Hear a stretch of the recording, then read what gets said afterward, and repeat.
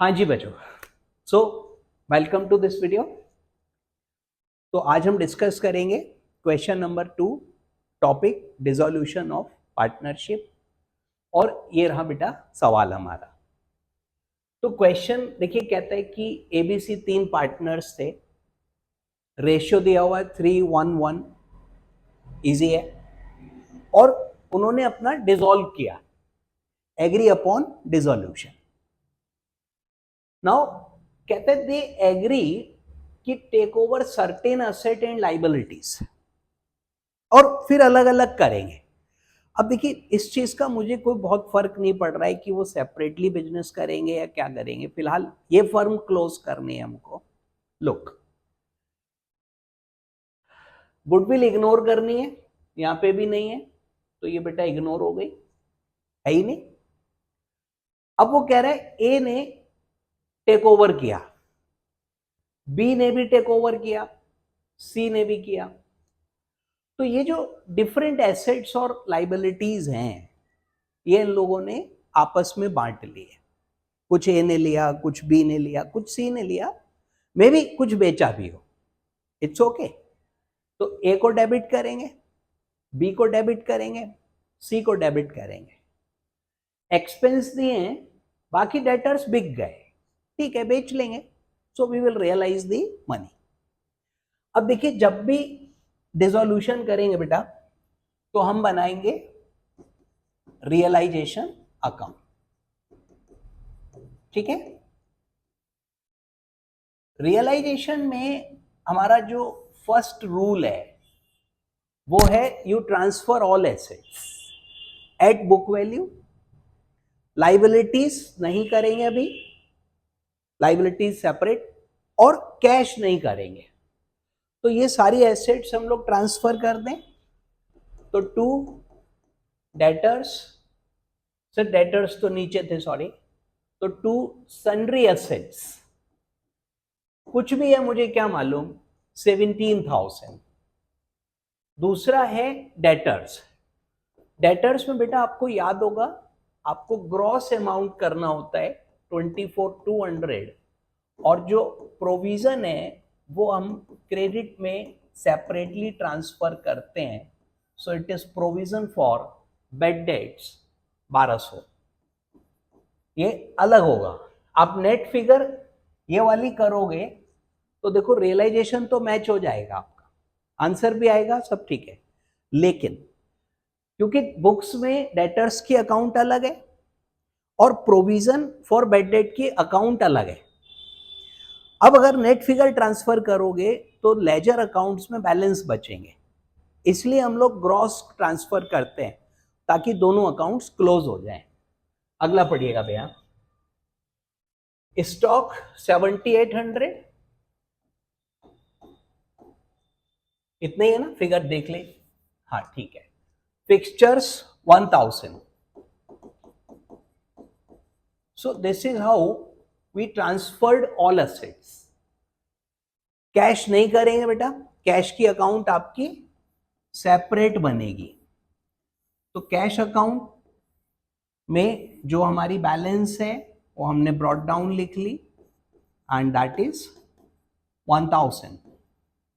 Cash account हम separately बनाएंगे, और सॉरी ये 3,200 सर, 3,200, वो नीचे वाला ये तो फिक्सचर्स था, इधर गया, बाकी एसेट्स गया उधर। तो आप देखो ये सारे अकाउंट्स हमने कहीं ना कहीं बैलेंसेस लिख लिए।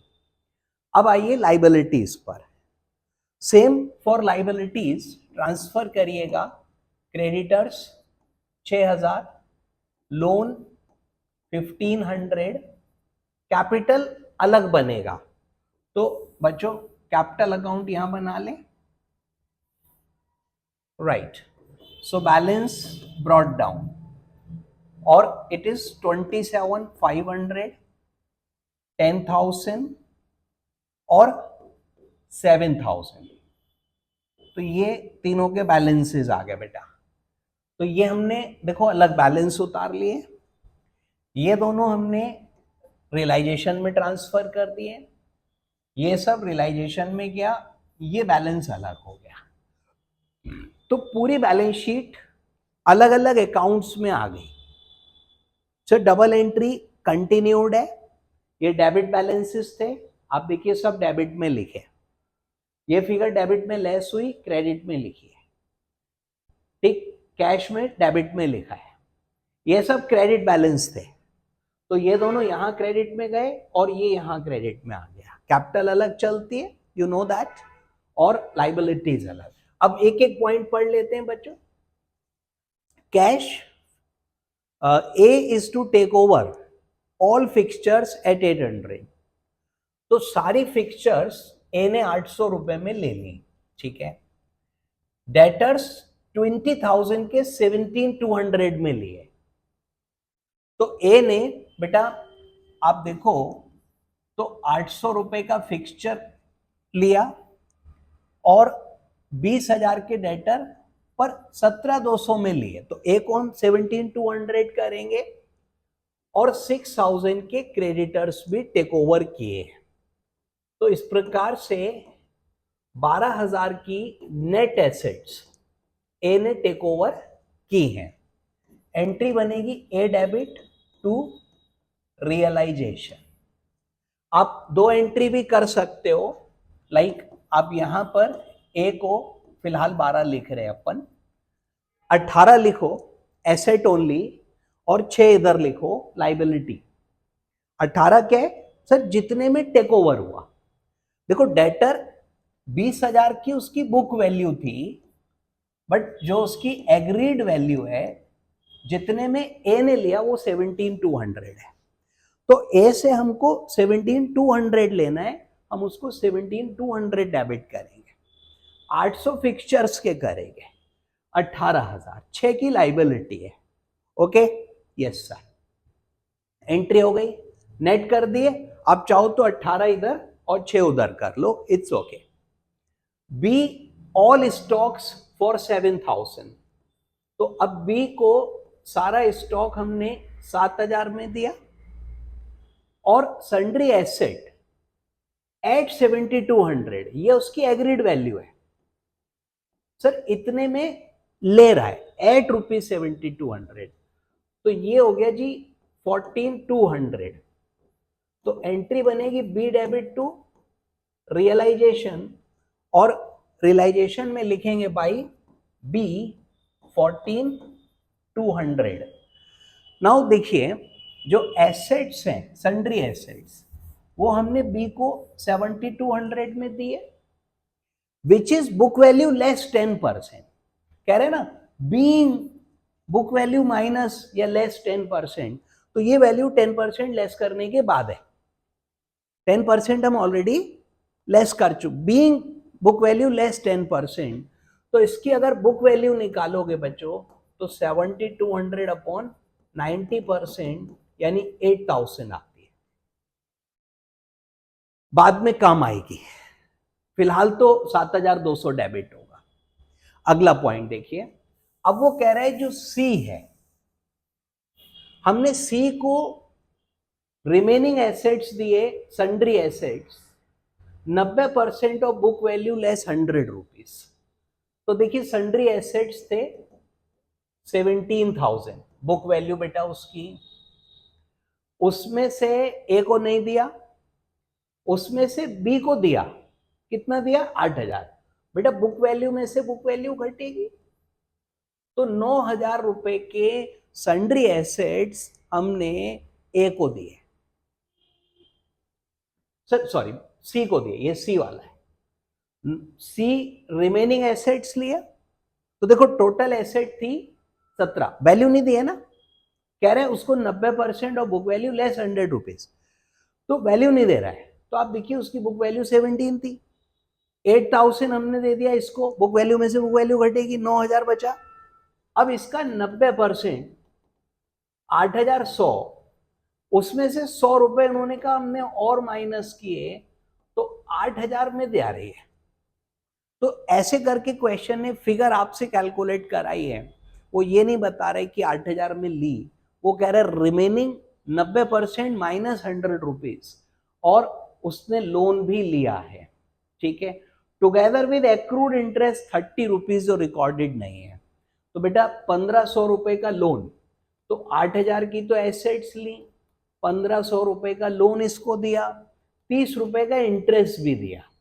सर ये दोनों आउटस्टैंडिंग है, ये दोनों लाइबिलिटी है, एसेट माइनस लाइबिलिटी नेट करके डेबिट कर लो। तो 8000 माइनस 1530 6470, तो हम सी को डेबिट करेंगे 6470। ठीक है बेटा। तो ये डिफरेंट एसेट्स और लाइबिलिटीज टेक ओवर हुए जो कि हमने पार्टनर्स को दिए। क्वेश्चन की थीम यही है, उसकी वैल्यू निकालनी पड़ेगी। फिर देखिए 800 रुपए प्लस 17,200 18,000 माइनस क्रेडिटर्स 6। आपको यहां पे जब आप डेबिट करोगे ना तो ये देखना है कौन सी एसेट कितने में ली, ना कि उसकी बुक वैल्यू कितनी है। ऐसे बी का क्वेश्चन कह रहा है कि भैया 7,000 plus 7,200, so that is 14,200। C remaining asset, अब यहां फंसा दिया उन्होंने, अमाउंट नहीं दिया, कह रहे रिमेनिंग एसेट, तो सन्ड्री एसेट थी 17 की, इसको हमने दी ये वाली 7,200, परंतु इसकी बुक वैल्यू 8,000 है, तो इसमें से तो 8 घटाए 9 बचा, 90% 8,100 माइनस 100 दैट इज 8,000, और साथ में लोन, और लोन का एक्रूड इंटरेस्ट 30 रुपए, तो टोटल लाइबिलिटी ना ये 1530 है। देखिए जब यहां ट्रांसफर करेंगे तो जो बैलेंस शीट वाली अमाउंट है वो करेंगे, और जब आप यहां रिकॉर्ड करेंगे सी को देंगे तो आपका जितने में जा रहा है उतना जाएगा, सो इट इज 1530। तो ये अमाउंट सी को आ गई।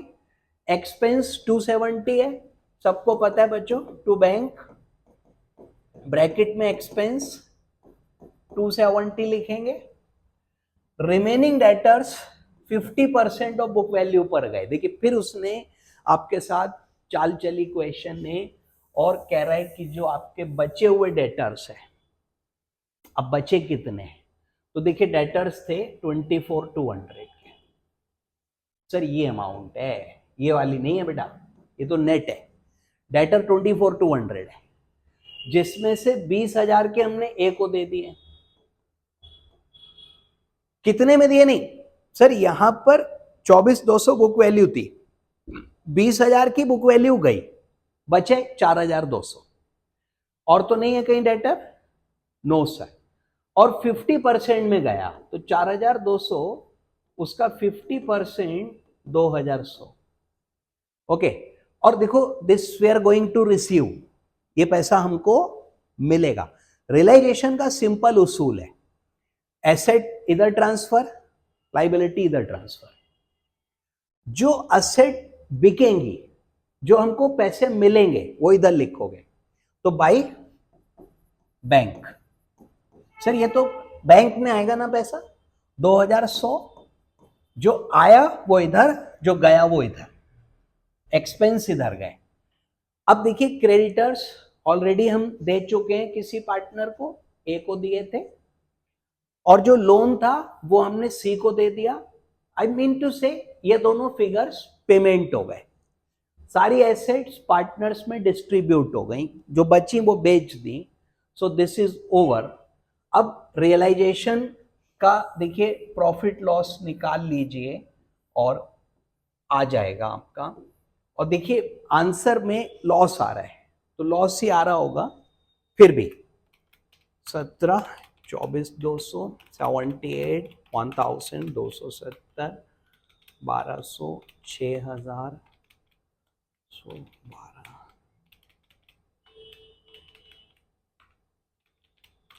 सो मैच हो रहा है जी 6,800। ठीक है जी। अब ये लॉस आप डिस्ट्रीब्यूट कर दीजिए इन तीनों में, तो by A B C, ratio 3:1:1, divide by 5 into 3, 4080, 1360, 1360। ठीक, कैपिटल अकाउंट में ये लॉस डेबिट कर दें। सर एक स्टेप हो गया बच्चों। देखो रियलाइजेशन को आप फिर से अगर समझोगे तो ये सारी एसेट्स ट्रांसफर हुई, ये लाइबिलिटीज और प्रोविजन ट्रांसफर हुआ। फिर जो हमने ए बी और सी को दिया, एबीसी डेबिट टू रियलाइजेशन, जिसको देंगे वो डेबिट होगा टू रियलाइजेशन, और वो अमाउंट्स ली जितने में एसेट दी है माइनस लाइबिलिटी कर ली, ये एक्सपेंस हो गया, ये बचे हुए डेटर्स से पैसा रियलाइज हो गया, ये लॉस आ गया। डन, एकदम आसान। वैल्यूज कैलकुलेट करनी थी आपको, थोड़ा सा वहां पे था। अब रियलाइजेशन बना लेते हैं। तो देखिए एबीसी डेबिट टू रियलाइजेशन, तो एबीसी में डेबिट में आएगा टू रियलाइजेशन, राइट, और तीनों को डेबिट कर दो बेटा। तो 12,000, 14,200, 6,470, ये बैंक की फिगर है। फिर ये तीनों में एबीसी में आएगा टू रियलाइजेशन 4080, 1360, 1360, ये भी ठीक हो गया। यस सर, लुक ये भी रियलाइजेशन है, ये भी है सर, लेकिन क्या है, ये हमने उन्हें एसेट्स दिया। देखो किसी को कुछ दोगे तो उसे डेबिट करोगे, वैसे भी यहां क्रेडिट हुआ है तो यहां डेबिट होगा, लॉस कैपिटल में डेबिट होगा, बैलेंस हो गया। बैलेंस शीट में और तो कुछ नहीं था, जैसे रिजर्व हो, कोई प्रोविजन दिया हो, या कोई और इस तरीके की अलग फिगर हो, तो ऐसा कुछ भी नहीं है, इग्नोर मारिए। अब फाइनली देखिए जिसका जितना पेमेंट है वो हम कैश में एडजस्ट करेंगे टू बैंक। तो बेटा जिसका पैसा बच रहा है दे दो उसको।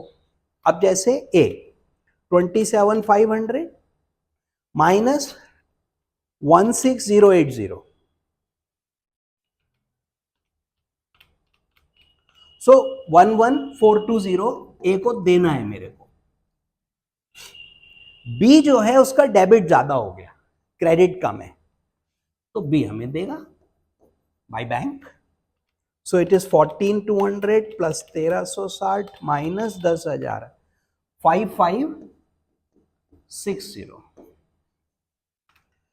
सी जो है उससे भी सर जी डेबिट ज्यादा है, तो हम माइनस 7,830 ले लेंगे।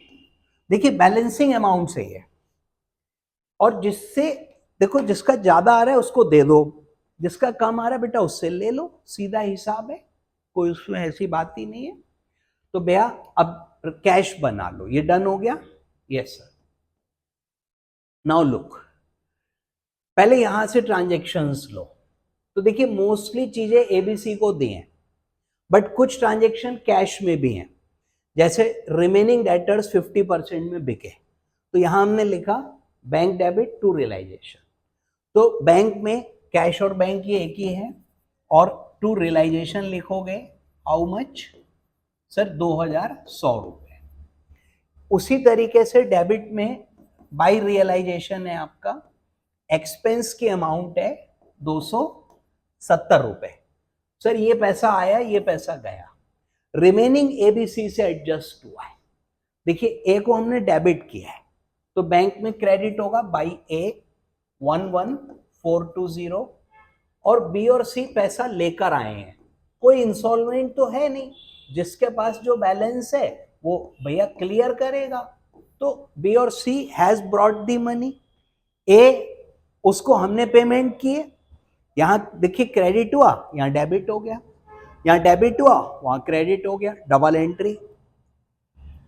अब ये अकाउंट टैली होना चाहिए, अगर ये टैली नहीं हो रहा है तो डेफिनेटली हमने कहीं ना कहीं मिस्टेक किया है। 11,690, 11 4 और 2 6, 7 और 2 9, टैली हो रहा है। सो ऑल अकाउंट्स क्लोज्ड, सारा सवाल हो गया। मेन चीज क्या थी देखिए क्वेश्चन में सर, मेन मुझे लगता है आप शायद इसकी अमाउंट्स में थोड़ा सा कंफ्यूज हो रहे होंगे। देखो 800 में फिक्सचर गया, फिक्सचर था 1,000 का, गया कितने में 800 में। तो आप ये समझो जब आप ट्रांसफर करोगे तब तो 1,000 करोगे बुक वैल्यू, तभी तो क्लोज होगा। अब जो मिला वो यहां क्रेडिट करना है आपको, सिंपल सी बात है। तो कितने मिल रहे हैं फिक्सचर से, 800 मिल रहे सर। तो एक उन्होंने 800 रुपए डेबिट करा, डेटर थे 20,000 के पर गए एट 17,200, तो 17,200 मिले। तो ए डेबिट हुआ 800 प्लस 17,200 माइनस 6,000, 12,000। ठीक है, जो मिला वो यहां लोगे। अब आपसे देखिए डेटर में यहां जैसे कह दिया 20,000 के डेटर 17,200 में ए को दिए, तो ए डेबिट 17,200 टू रियलाइजेशन हो गया, वो उसमें जुड़ गया ना। अब क्वेश्चन ने लास्ट में कहा रिमेनिंग डेटर्स 50% में सेल हुए, तो बेटा 24,200 थे, 20,000 के लेस होंगे इसमें से तो 20 गया ना, बचा कितना 4,200, 50% में बिका 2,100 रुपए, ये कैश आ गया, ये कैश में रियलाइज हुआ। ऐसे एसेट्स में किया उनने कि जो सन्ड्री एसेट्स थी वो 7,200 में थी, तो बी को तो हमने 7,200 डेबिट किया, 7,200 ये प्लस 7,000 ये, बट उसकी बुक वैल्यू है बीइंग बुक वैल्यू लेस 10%, तो 8,000। अब 17 में ये वाले 8 लेस हुए, 9 बची, उसका 90% 8,100 माइनस 100 रुपए का अलाउंस और घटाया, 8,000 सी को हमने डेबिट किया। तो this is how figures are to be calculated.